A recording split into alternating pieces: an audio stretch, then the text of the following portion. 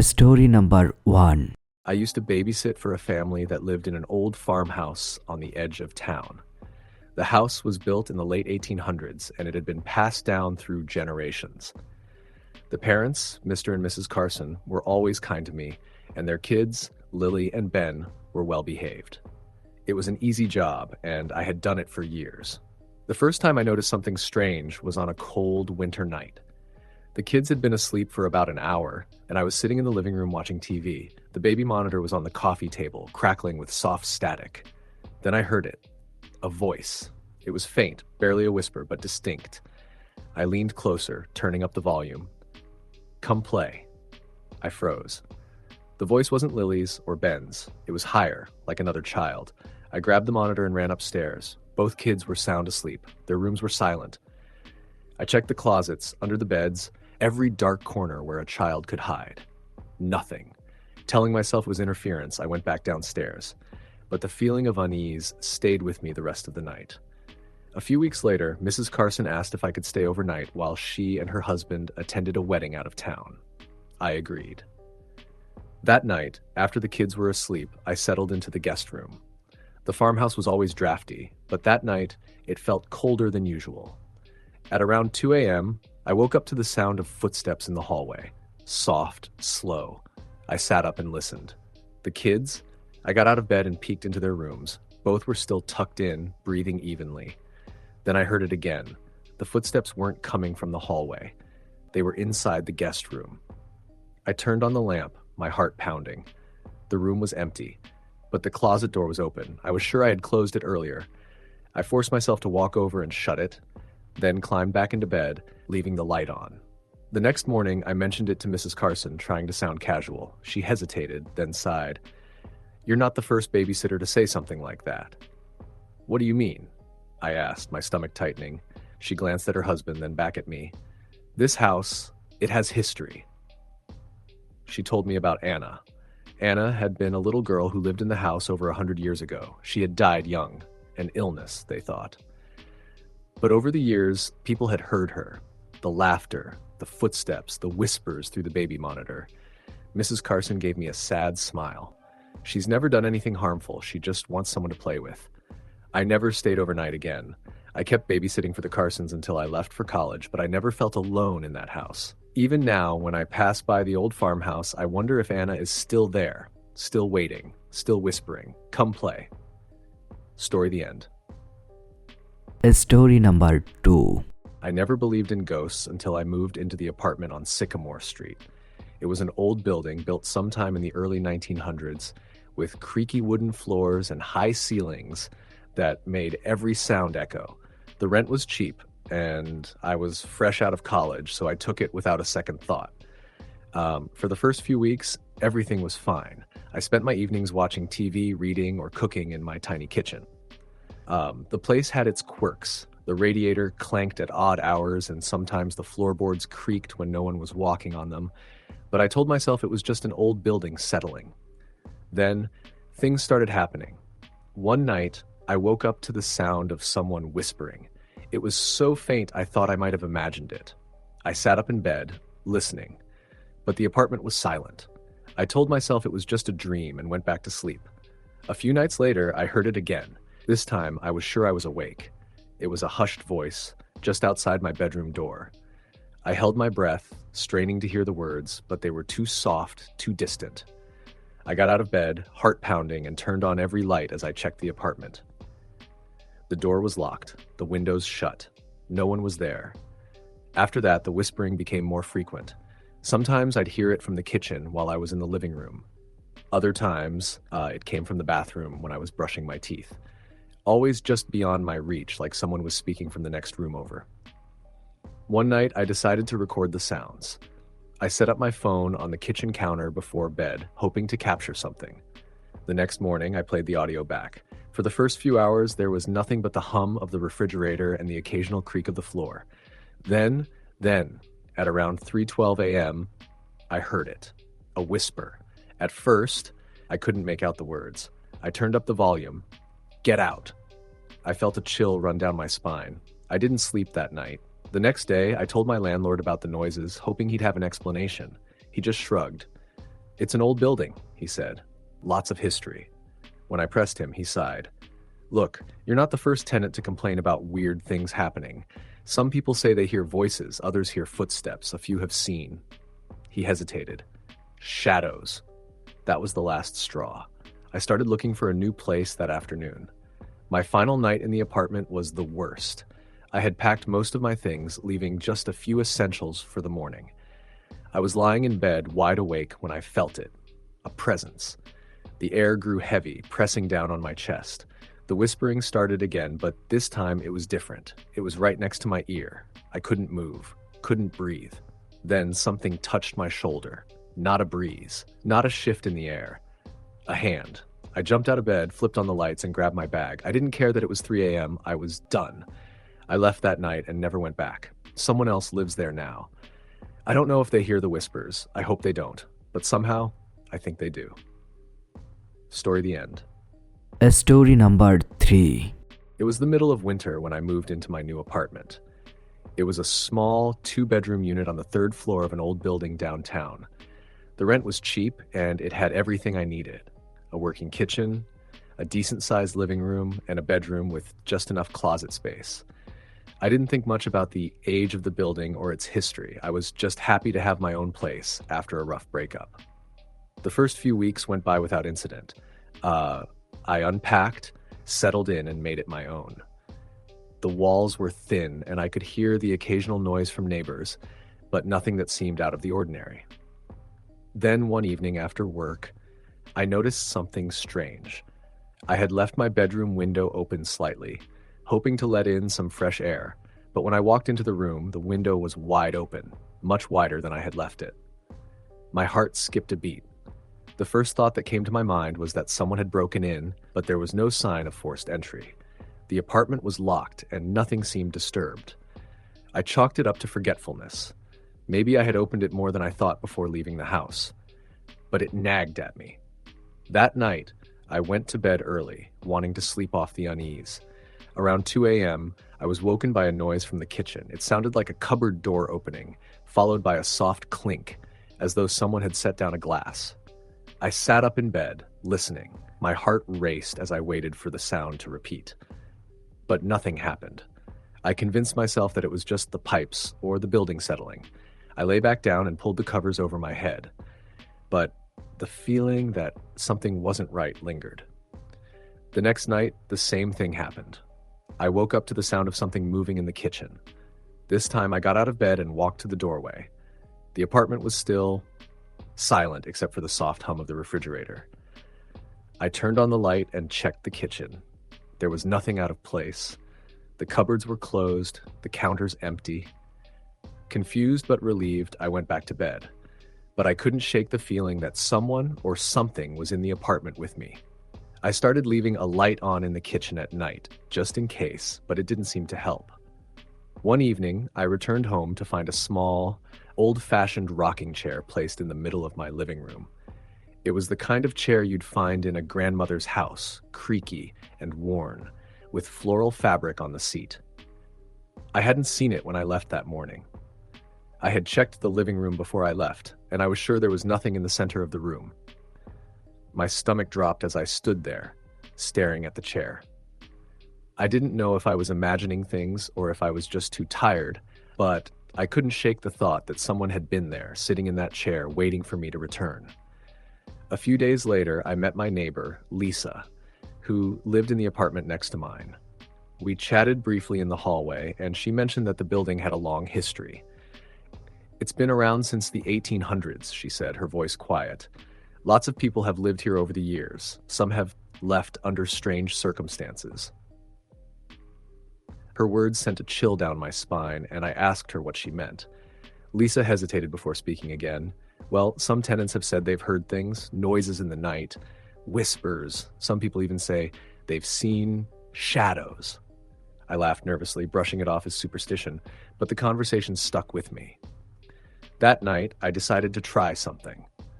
I set up my phone on a shelf in the living room, hoping to record whatever it was that had been causing the strange sounds. I left it running and went to bed. When I woke up the next morning, I checked the recording.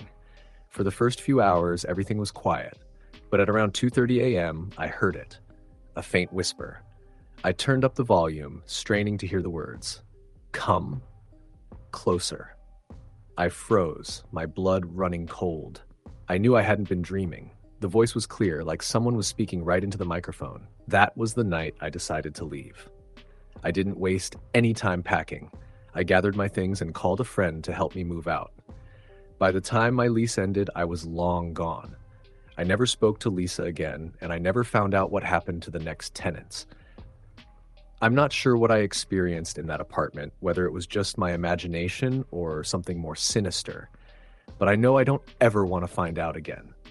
And sometimes when I walk past that building, I can't help but glance up at the third floor, wondering if the whispers are still waiting for someone new to listen.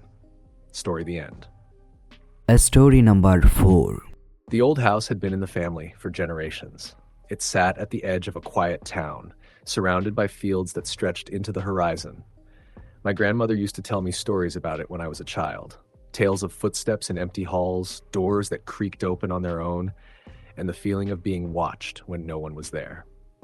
I had always dismissed them as exaggerations, the kind of spooky stories elders told to keep children entertained. But when I inherited the house last autumn, I realized that some stories are more than just words. I moved in at the start of October, charmed by the old wooden floors and the scent of aged books that lingered in the air. The house was large, with more rooms than I knew what to do with, and an attic that had been locked for years. It wasn't until my third night that I began to notice things. The little things, the ones you convince yourself are tricks of the mind. It started with a tapping sound in the walls. I would be reading or settling into bed when I would hear it, slow and deliberate, like knuckles rapping against the wood. I assumed it was the house settling the way old homes do. But then the tapping became knocking, and the knocking became footsteps. One night, as I was dozing off, I heard the sound of soft steps just outside my bedroom door. They moved slowly, as if someone was pacing. I sat up, my breath caught in my throat. The house was supposed to be empty, just me and the distant hoot of an owl outside. I reached for my phone and turned on the flashlight, throwing a weak glow against the wooden floor. Nothing. I told myself I was being silly, that maybe I had left a window open somewhere and the wind was shifting the old beams. But the next night, I woke to a whisper. It was faint, like someone speaking just beyond the threshold of my awareness. I couldn't make out the words, only the sound of them. A voice, close but far, like it came from a dream. "Who's there?" I called into the darkness. Silence. I pulled the covers up around me, trying to ignore the chill creeping along my spine. It wasn't until I rolled over that I realized something. My closet door, one I had shut before going to bed, was now slightly open. The next morning, I explored the house, searching for logical explanations. I checked the windows, tested the locks, and even knocked on the walls myself to see if there were hidden pipes or rodents causing the sounds. But everything was as it should be. Nothing was out of place. That night, I decided to stay up. I made coffee and sat in the living room with the TV playing quietly in the background. Midnight came and went, and for a while, nothing happened. Then, at exactly 2:14 a.m., the lights flickered. A single bulb above me dimmed, then went out completely. The only glow came from the television screen. And then, I saw it. In the reflection of the TV just behind me was the faintest outline of a figure. My breath stopped. I wanted to turn around to look, but my body wouldn't obey. The figure didn't move, didn't shift. It just stood there, a shadow in the dim light. Then, before I could react, the TV screen glitched and the figure was gone. I turned around so fast I nearly knocked over my coffee. There was nothing there. Just the empty room, the old furniture, and the echo of my own heartbeat in my ears. By morning, I had convinced myself it was exhaustion playing tricks on me. But then I found something that changed everything. An old key, rusted and worn, lying on the floor just outside the attic door. I don't know what compelled me to pick it up, but I did. It felt heavy in my hand, like it carried the weight of something long forgotten. I stared at the attic door, the one that had remained locked since before I was born. Every instinct in me told me to leave it alone. That night, I dreamed of a woman standing at the foot of my bed. Her dress was tattered, her hair hanging in damp strands around her face. She didn't speak, didn't move. She only stared, her eyes hollow and pleading. I woke up gasping, my skin cold with sweat. And the attic door, it was open. I don't remember unlocking it. I don't remember moving at all. But there it was, gaping into the darkness above. A cold draft swept down the stairs, carrying with it the scent of something old and musty. I held my breath and stepped inside. Dust swirled in the air as I moved deeper into the attic. Old trunks, forgotten furniture, and stacks of yellowed newspapers filled the space. And then I saw it. A small wooden rocking chair positioned directly in front of a cracked window. It was rocking, just slightly, as if someone had just stood up from it. I turned to leave, but something caught my eye. A photograph lying on the floor. It was old, the edges curled, the image faded. A woman stood in front of the house, smiling faintly.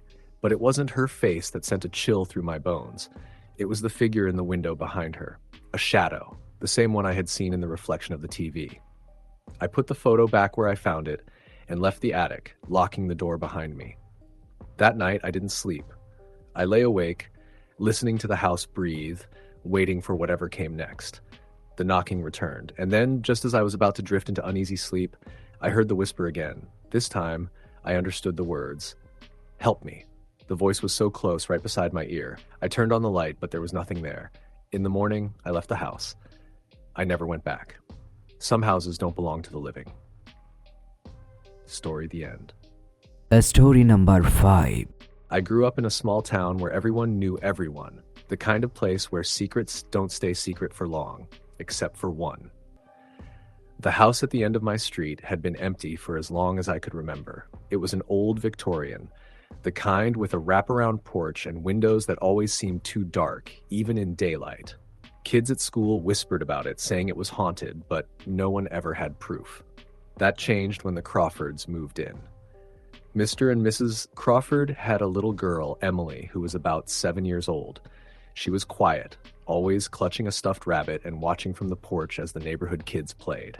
I was 16 at the time, and her parents hired me to babysit a few nights a week. The first night, everything was fine. Emily was shy, but sweet. We read stories. She went to bed without a fuss, and I spent the rest of the night on the couch, scrolling through my phone. Then I heard it. A soft creaking sound from upstairs. I muted my phone and listened. The house was old, full of noises, but this was different. It was rhythmic, deliberate, like someone walking. I glanced at the baby monitor. Emily's room was empty. Panic shot through me as I ran upstairs, but when I pushed open her door, she was in bed, tucked under the covers. "Emily?" I whispered. She didn't answer, just turned to the wall. "Did you get up?" A pause. Then, barely above a whisper, "No." She did. My stomach tightened. "Who?" Emily pulled the blankets over her head. I checked the whole house, but the doors were locked, the windows shut. Nothing was out of place. Telling myself she had just been dreaming, I finished my shift and went home. The next time I babysat, it got worse. Emily was in bed, the house was quiet, and I was watching TV when the baby monitor crackled to life. At first, just static, then breathing. Soft, slow, then a voice. "Emily." My blood ran cold. It wasn't my voice. It wasn't Emily's. I ran upstairs so fast I nearly tripped. Emily was sitting up in bed, staring at the closet. I followed her gaze. The door was cracked open. "Did you hear that?" I asked. She nodded. "Who was it?" She hesitated, then whispered, "She doesn't like you here." I didn't stay the night. The next morning, I told Mrs. Crawford what had happened. She looked tired, like she hadn't slept in weeks. "Emily has an imaginary friend," she said carefully, but the way she said it, it wasn't convincing. A few weeks later, the Crawfords moved out. No one knew why. They left in the middle of the night, no warning. The house is empty again. No one stays long. And at night, when I walk past it, I swear I see something in the upstairs window. Watching, waiting. Story the end. Story number 6. When I was 10 years old, my family moved into an old house at the edge of town. It wasn't anything special, just a 2-story home with peeling paint and a big backyard. My parents were thrilled about the space, but I never liked the place. It always felt off. It started with the knocking. At first, we thought it was the pipes or the wind rattling the windows, but it was too deliberate. 3 soft knocks, always late at night, always from inside the walls. My dad tried to brush it off, but my mom started leaving a light on in the hallway. One evening, I was playing in my room when I heard footsteps upstairs. Slow, steady.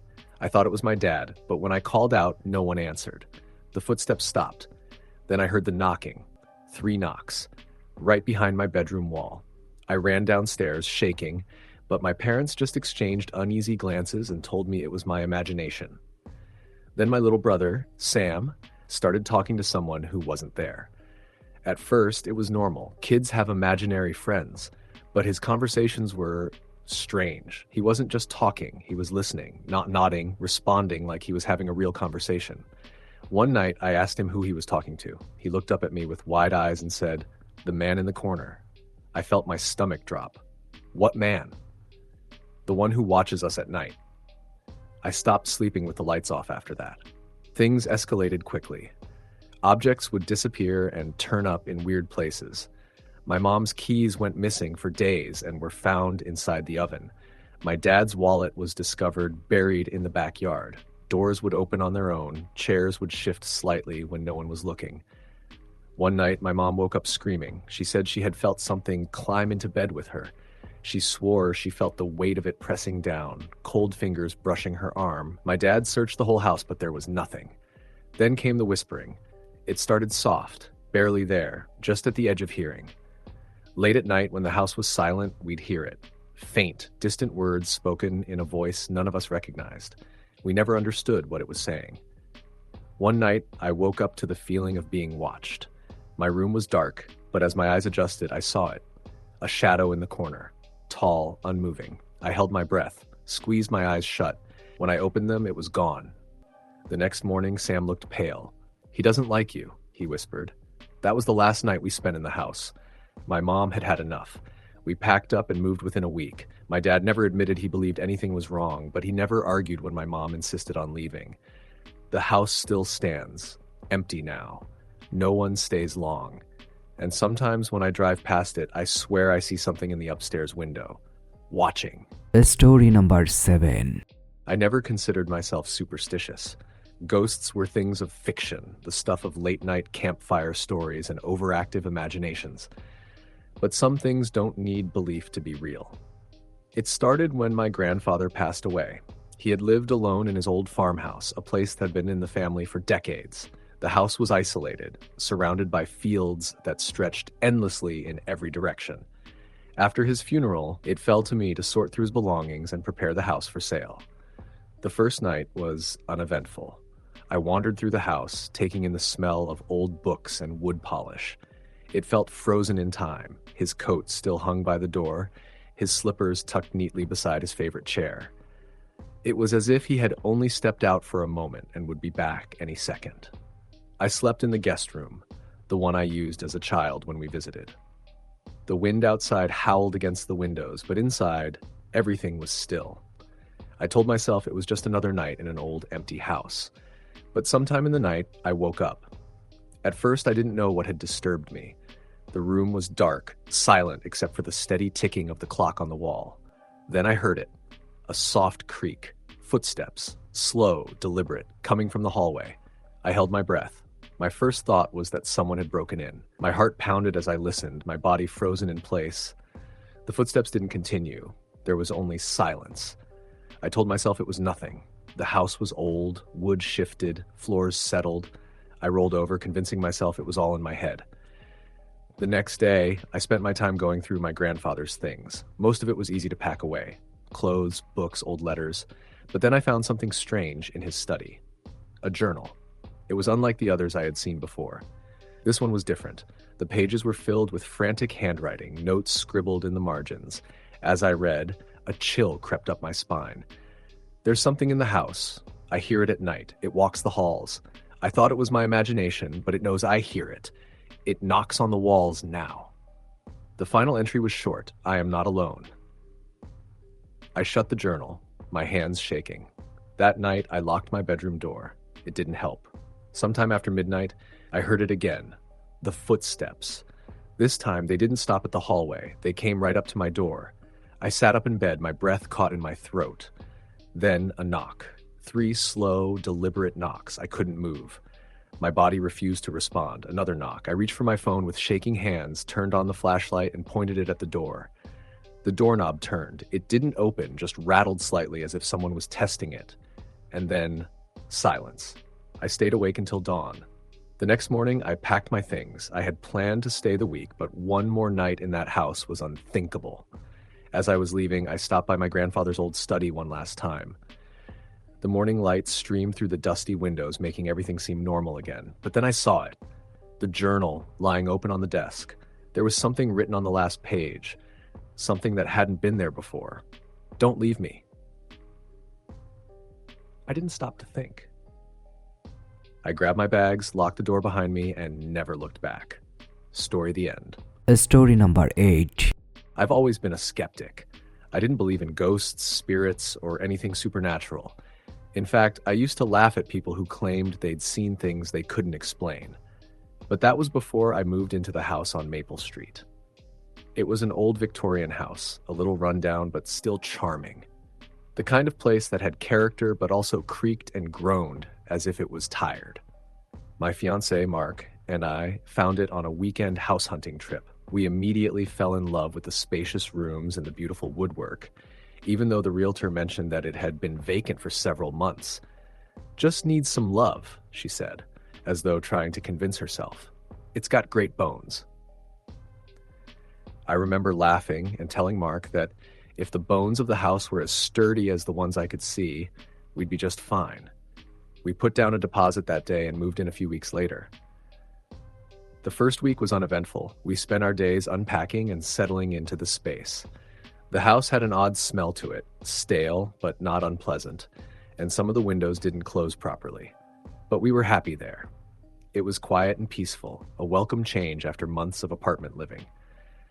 It wasn't until the second week that I started to feel uneasy. It started small, things out of place. A book on the shelf moved slightly to the right, a kitchen towel on the counter folded differently. At first, I thought I was just forgetting where I'd put things, but after it happened several times, I began to wonder.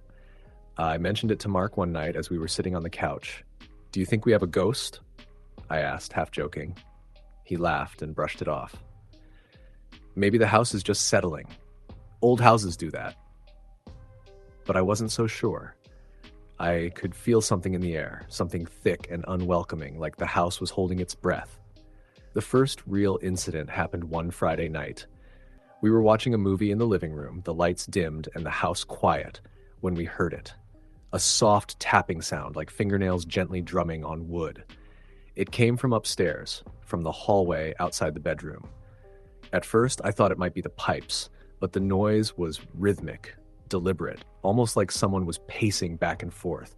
I got up and walked to the stairs, peering into the dark hallway. Nothing. No one. The house was silent again. I felt a chill run down my spine as I climbed the stairs to check the bedroom. Everything was fine. No one there. But the air felt different, heavier. I couldn't shake the feeling that I wasn't alone. That night, I slept fitfully, waking up several times to the sound of what I thought was someone walking around the house. Every time I checked, though, there was nothing.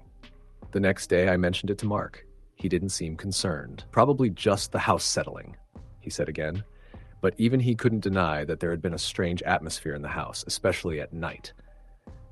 A few nights later, I woke up in the middle of the night to the unmistakable sound of footsteps on the stairs. Slowly, methodically, they crept up toward our bedroom door. My heart raced as I sat up in bed, listening. I could hear the footsteps clearly, too clearly. There was no doubt in my mind that someone was outside our door. "Mark," I whispered, shaking him gently. "Do you hear that?" He groggily sat up, his eyes wide with confusion. "What are you talking about?" "The footsteps," I said, voice trembling. "They're on the stairs." He listened for a moment but said nothing. There was no sound now, no footsteps. I turned on the light, trying to reassure myself that I had imagined it. But when I looked over at the door, I could swear I saw something. A shadow, just out of the corner of my eye, standing in the doorway. I jumped out of bed and rushed to the door, opening it quickly. But no one was there. The hallway was empty, but the chill that had settled in the room remained. Mark got up then, clearly a little shaken. "I'll go check the house," he said, though his voice lacked the usual confidence. He walked through the house, checking every room, every corner. The house was silent again. By the time we went back to bed, I was exhausted, and my nerves were shot. But I didn't sleep well that night, not with that feeling of being watched, that unease that had settled deep inside me. The next week, things started to escalate. I began noticing strange things happening when I was home alone. One afternoon, I was sitting at the kitchen table, reading, when I heard a loud crash from the living room. I rushed in to find that a picture frame had fallen off the wall and shattered on the floor. But there was no reason for it to have fallen. There was no draft. No one had been near it. The frame had been sitting perfectly on the shelf just minutes before. That night, the footsteps returned. This time, they were more distinct, louder, as if someone was walking purposefully up the stairs, slow and heavy. I jumped out of bed and checked the hallway, but there was no one there. I stood in the hallway for a long time, the silence pressing in on me. "I think we need to talk to someone," I said to Mark the next morning. "This is getting out of hand." Mark didn't respond right away. He was staring at the space above the stairs, his face pale. "Do you see that?" he asked quietly. I looked up, but there was nothing unusual, just the old wallpaper and the staircase leading down to the front door. "I don't see anything," I said, but something about the way he was staring made me pause. Mark slowly shook his head. "I thought I saw someone standing there, watching us." That was the moment I knew it wasn't just my imagination. Something was in that house with us. We called in a local paranormal investigator a few days later, desperate for answers. The investigator was an older man with a calm demeanor. He didn't seem scared of the house at all. As he walked through each room, he took notes and asked questions, occasionally pausing to listen to the air, to the walls. After a while, he turned to us. "There's something here," he said simply. "It's not malicious, but it's definitely present. I'd recommend doing a cleansing, just to be safe." We did. A few days later, a priest came to the house and performed a blessing. He sprinkled holy water around every room, said prayers, and left a cross above our front door. The house felt lighter afterward, almost as if a weight had been lifted. Things improved after that. The footsteps stopped, the strange noises faded away. We stayed in the house for another year, and while there were still moments when I'd feel that uneasy sensation, the presence that had haunted us seemed to have gone. But to this day, whenever I pass by that old house on Maple Street, I can't shake the feeling that something is still there, watching, waiting. Story, the end. Story number 9. When I was 20, I moved into a small apartment on the second floor of an old brick building. It wasn't anything special, just a one-bedroom with creaky floors and a single window that overlooked the alley.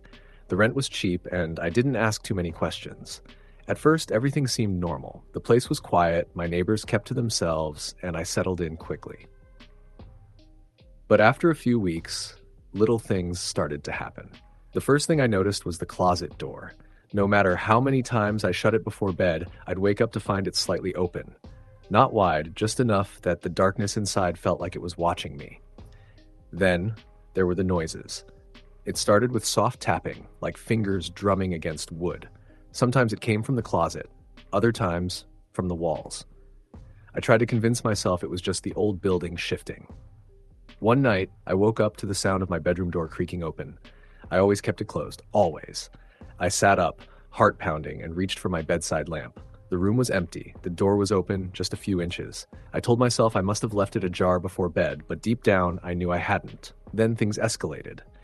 One evening, I was washing dishes when I heard footsteps in the hallway behind me. Slow, steady. I turned, expecting to see someone. No one was there. The air felt heavy, pressing against my chest. My skin prickled. I turned off the sink, wiped my hands, and walked to the hallway. Still empty. That night, I dreamed of someone standing in my bedroom. A shadowy figure, just watching. I couldn't move, couldn't scream. It just stood there, silent. I woke up gasping, my heart hammering against my ribs. The closet door was open again. The next morning, I talked to my landlord. I didn't mention ghosts. I wasn't ready to admit that's what I was dealing with. Instead, I asked about the apartment's history. He hesitated, then shrugged. "People don't stay long," he admitted. "Why?" Another shrug. "Noisy neighbors, I guess." But my neighbors weren't noisy. That night, I set up my phone to record while I slept. I wasn't sure what I expected, maybe nothing. The next morning, I checked the footage. For hours, the video was still. Just me, sleeping. Then, around 3 a.m., The closet door moved. It didn't swing open dramatically. It just shifted a few inches, enough, and then a whisper, soft, close to the microphone. Get out. I moved out a week later. I never told my landlord why. I never went back. But sometimes when I wake up in the middle of the night, I swear I hear it. Soft, close, get out. Story the end. Story number 10. I had never believed in ghosts. Not really. Sure, I enjoyed the occasional horror movie or spooky campfire story, but they were just that, stories. Things meant to entertain, not to be taken seriously. That changed the year I moved into the old house on Sycamore Street. It was a rental, cheap and close to my new job. The house had been on the market for months, the landlord eager to get someone in. He waved away my questions about its history, muttering something about long vacancies and people moving out quickly. I should have taken that as a warning. The first week was uneventful. The house was old, so it had the usual quirks, creaky floors, drafty windows, doors that didn't quite shut properly. I spent my evenings unpacking and settling in, enjoying the quiet. But by the second week, small things started happening. At first, it was easy to brush off. Objects weren't where I left them, but maybe I was just forgetful. A door would be open that I knew I had closed, but old houses shifted, right? The real trouble began when I started hearing the knocks. It always happened at night, usually just as I was drifting off to sleep. A soft, rhythmic tapping coming from inside the walls. At first, I assumed it was mice or maybe pipes expanding, but the sound wasn't random. It was deliberate, almost like someone knocking from the other side. One night, I decided to knock back. 3 taps. I waited. 3 taps came in response. I sat up in bed, every hair on my body standing on end. My mouth went dry. I told myself it had to be a coincidence. But then, just as I convinced myself it was nothing, the knocking continued. 4 taps. I didn't respond. That night, I barely slept. The next day, I searched the house, looking for any logical explanation. Maybe there was an old pipe behind the walls or a tree branch scraping against the siding. I found nothing. The walls were solid, no hidden gaps or spaces. And the trees, they were too far from the house to be the cause. The knocking continued every night, always at the same time, always following a pattern. And then the whispers started. At first I thought it was my imagination, a trick of the wind, maybe. But the more I listened, the clearer they became, soft murmurs, just beyond the edge of understanding. They came from the hallway, from the dark corners of my bedroom, from the basement door. I stopped sleeping with the lights off. One night, I woke up to the sound of my bedroom door creaking open. My stomach dropped. I knew I had locked it before bed. My breath caught in my throat as I stared at the darkened doorway, waiting, dreading. Then the floorboards groaned. Someone was standing there. I couldn't see them, but I could feel them. A presence, heavy and cold, watching me from just beyond the threshold. My heart pounded in my chest, my body frozen in fear. And then, just as suddenly as it had come, the feeling vanished. The door remained open, the room deathly silent. I didn't sleep the rest of the night. The next morning, I called the landlord. He hesitated before finally admitting that previous tenants had complained about strange occurrences. Doors opening on their own, objects moving, whispers in the night. And one thing they all mentioned, the knocking. I asked him if he knew anything about the history of the house. He sighed. Look, he said, nothing was ever confirmed, but there were rumors. About 20 years ago, a woman lived there alone. She started telling neighbors that something was in the house with her, knocking on the walls, whispering to her at night. No one believed her. They thought she was just lonely, maybe a little unstable. Then one day, she just disappeared, left everything behind. The police searched, but there was no sign of her. Some people say she ran away. Others think he stopped himself. Think what? I pressed. He cleared his throat. That maybe she never left. I moved out 2 days later. I didn't take any chances. Whatever was in that house, it didn't want to be alone. And I wasn't about to be its next companion. Story the end.